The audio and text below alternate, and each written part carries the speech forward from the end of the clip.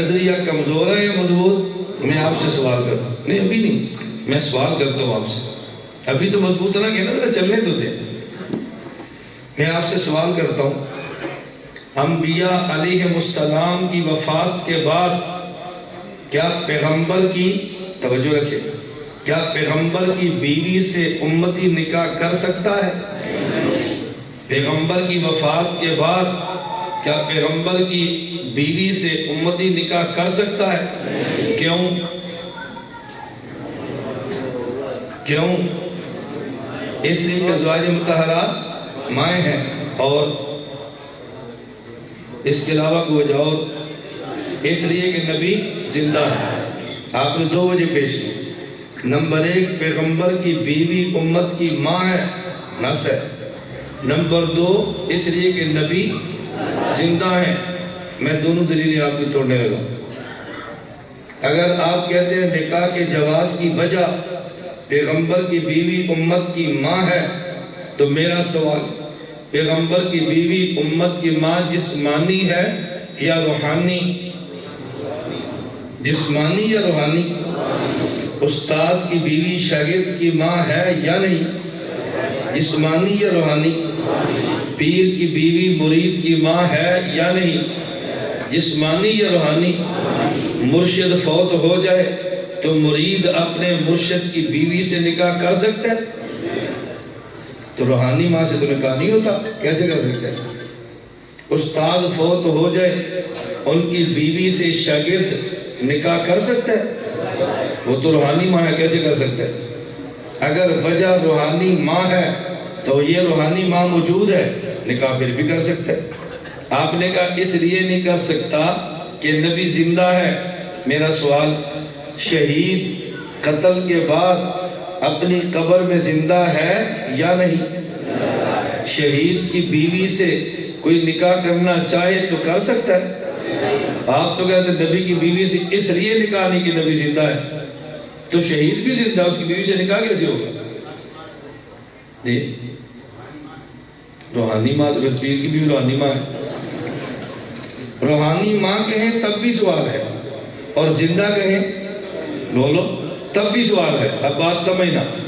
مولانا قاسم ننوتوی رحمت اللہ علیہ فرماتے ہیں دونوں میں فرق یہ ہے کہ جب امتی پہ، توجہ رکھنا، امتی پہ موت آئی، شہید قتل ہوا، شہید کے جسم پہ موت آئی، تو پاؤں کے ناخن سے لے کے سر کے بال تک شہید کے تمام اجزاء سے روح نکل گئی. بیوی تب تک ہوتی ہے جب جسم اور روح کا تعلق ہو. جب تمام اجزاء سے روح نکل گئی، تعلق ختم ہو گیا، موت آ گئی، تو شہید کی بیوی اس کے نکاح سے نکل گئی. پھر شہید کو زندگی ملی، ثم تعاد روحہ الی جسدہ، اس کی روح کو لٹایا، اب زندگی ملی ہے. جب زندگی ملی تو بیوی نکاح میں نہیں تھی، تمام اجزاء سے روح نکل گئی، تو بیوی نکاح سے نکل گئی، وہ بیوہ بن چکی ہے. جب روح لوٹی ہے، اب اس کی بیوی نہیں ہے، وہ بیوہ ہے. اور جب پیغمبر پہ موت آئی ہے، پاؤں مبارک سے سر مبارک تک قلب اطہر میں پورے جسم سے روح قلب اطہر میں سمٹ گئی ہے. جب پیغمبر پہ موت آئی تو روح نکلی نہیں، روح سمٹی ہے. تو پیغمبر کی روح جب جسد اطہر میں ہے تو پیغمبر کی بیوی نکاح سے کیسے نکلے؟ نکاح سے تب نکلے گی جب جسم اور روح کا تعلق ختم ہو جائے گا. نہ روح نکلی ہے نہ تعلق ٹوٹا ہے، قلب اطہر میں روح سمٹ گئی، تو پیغمبر کی بیوی پیغمبر کے نکاح میں ہے. پھر پیغمبر پہ حیات آئی، اس کی صورت پیغمبر کی روح جسد اطہر میں پھیل گئی. تو پیغمبر کی موت کا معنی روح کا سمٹنا ہے، پیغمبر کی حیات کا معنی روح کا پھیلنا ہے. تو جب پیغمبر پہ موت آئی، بیوی تب بھی نکاح میں ہے. جب حیات ملی، بیوی تب بھی نکاح میں ہے. شہید کی بیوی سے نکاح اس لیے جائز ہے، اس کی بیوی نکاح سے نکل کے بیوہ بن چکی ہے. پیغمبر کی بیوی سے اس لیے نکاح جائز نہیں، ان کی بیوی نکاح سے نہیں نکلی، وہ اب بھی بیوی ہے. شہید کی بیوی بیوہ ہے، پیغمبر کی بیوی بیوی ہے. تو بیوہ سے نکاح ہوتا ہے، کسی زندہ کی بیوی سے نکاح نہیں ہوتا. مولانا نانوتوی کے نظریہ چھوڑیں تو پھر دیکھیں آپ پھنستے کیسے. مولانا نانوتوی کے نظریے پہ آئیں اشکال سب ختم ہوتے. میری بات سمجھ آ رہی ہے؟ میں اسے ہی سمجھا رہا تھا کہ پیغمبر کی موت نیند الگ ہے تو پیغمبر کی موت بھی الگ ہے، دونوں ایک جیسے نہیں ہیں. صحیح بخاری میں روایت موجود ہے، رسول اللہ صلی اللہ علیہ وسلم وفات پاگے، انتقال مبارک ہو گیا. بار بار میں کہہ رہا ہوں نا، وفات، انتقال، موت، میں تو کہہ رہا ہوں یہ الزام تو ختم نہ، موت نہیں مان لے. اللہ کے پیغمبر کی وفات ہو گئی، صحابہ کرام نے فیصلہ کیا، رسول اللہ صلی اللہ علیہ وسلم وفات پا چکے ہیں. حضرت عمر بن خطاب نے فرمایا نا اللہ کے نبی پر موت نہیں آئی.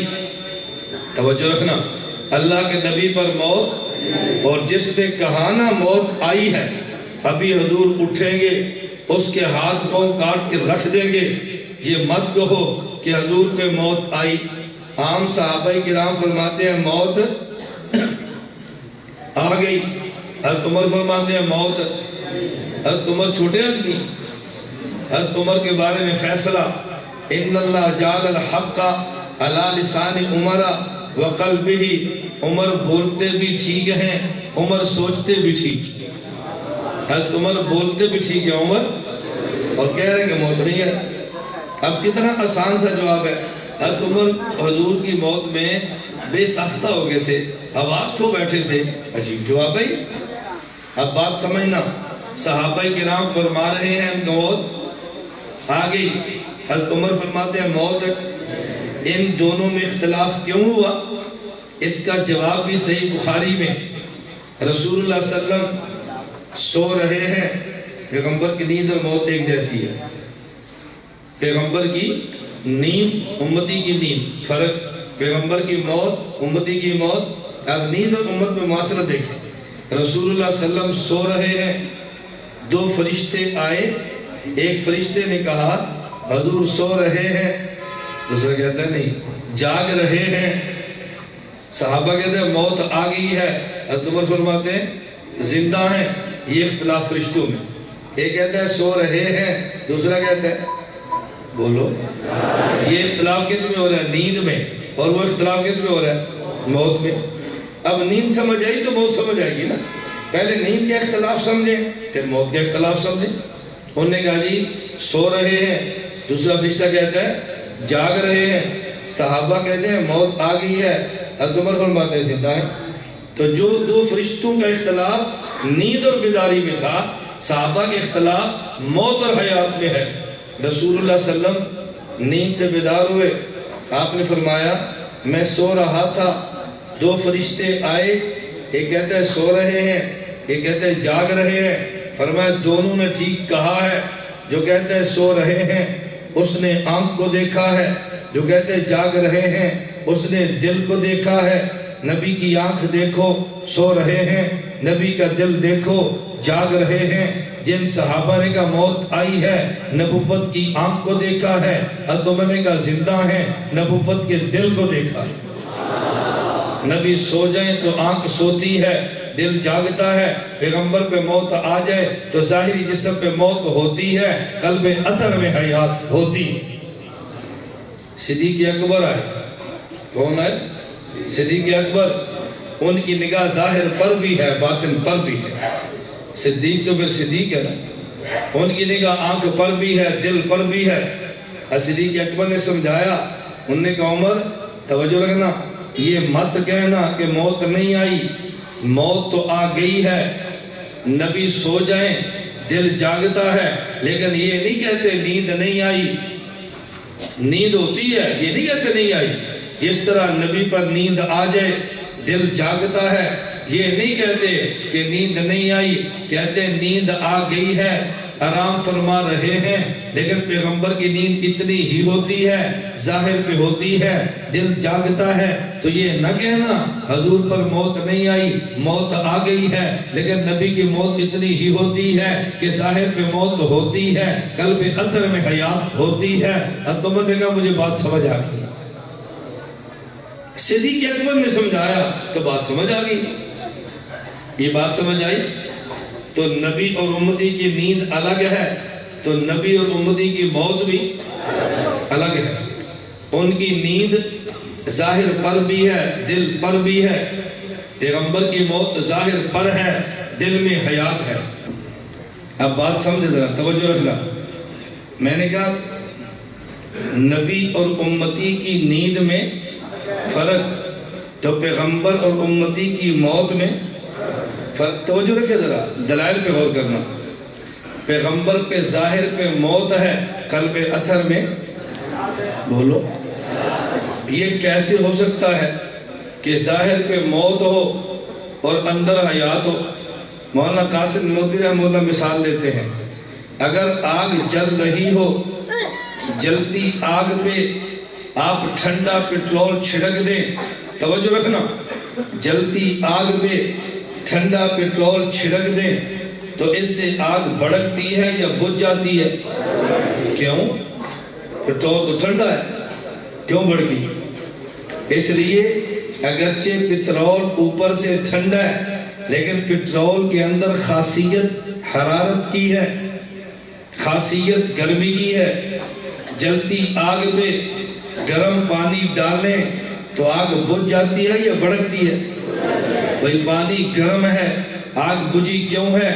اگرچہ اوپر سے پانی گرم ہے لیکن اندر خاصیت برودت اور ٹھنڈک کی ہے۔